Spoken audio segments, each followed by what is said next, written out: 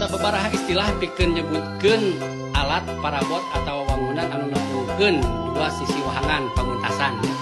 Hiji jambatan teh wangunan anu digieun tina besi atau napi beton pikeun nepungkeun dua sisi wahangan.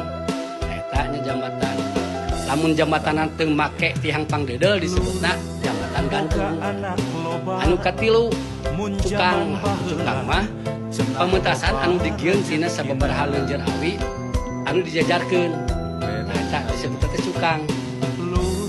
Anu kaopat sasak. Sasak mah siga cukang tapi di luarna make dadampar awi anu dianyam. Eta disebutna sasak.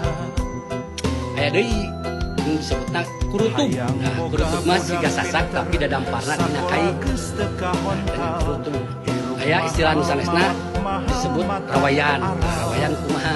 Rawayan mah pamentasan anu digieun tina kai tapi teu make tiang pangdeudeu sok disebut sasak gantung nya anu lebih populer mah. Padahal mah rawayan.